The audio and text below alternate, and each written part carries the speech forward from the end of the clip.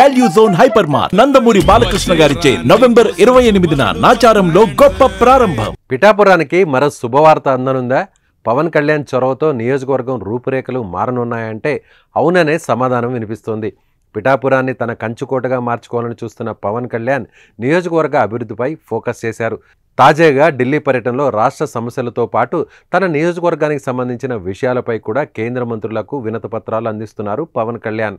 కేంద్ర మంత్రులు గజేంద్ర సింగ్ షెకావత్, నిర్మలా సీతారామన్, సిఆర్ పాటిల్, అశ్విని వైష్ణవ్, శివరాజ్ సింగ్ చౌహాన్, అలాగే రాజీవ్ రంజన్ సింగ్లతో వరుస సమావేశాలు నిర్వహించి ఆయా శాఖలకు సంబంధించిన రాష్ట్రానికి సంబంధించి పలు అభివృద్ధి అంశాలపై చర్చించి వినతి పత్రాలను అందించారు.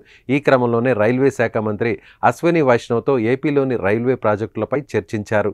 అలాగే పిఠాపురం పరిధిలోని రైల్వే పనుల గురించి పవన్ కళ్యాణ్ కేంద్ర మంత్రికి కొన్ని వినతి పత్రాలను అందజేశారు.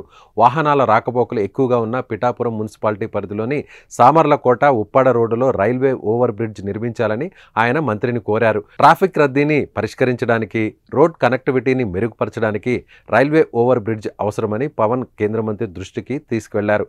అదేవిధంగా పిఠాపురంలోని శ్రీపాద వల్లభస్వామి దేవాలయానికి భక్తులు అధిక సంఖ్యలో వస్తుంటారని రైల్వే శాఖ మంత్రికి తెలిపిన పవన్ భక్తులకు వీలుగా ఉండేలా 4 ముఖ్యమైన రైళ్లకు పిఠాపురం రైల్వే స్టేషన్లో హాల్ట్ ఇవ్వాలని కోరారు. Nanded Visakhapatnam super fast express, Visakhapatnam Sainagar Shirdi express, Visakhapatnam New Delhi Nanded, Sambalpur Nagavalli express, AP ఎక్స్ప్రెస్లకు పిఠాపురంలో రైళ్లు ఆపాలని కోరారు. అలాగే మహారాష్ట్ర లాతూర్ నుంచి తిరుపతికు రైలు ఏర్పాటు చేయాలని కోరారు.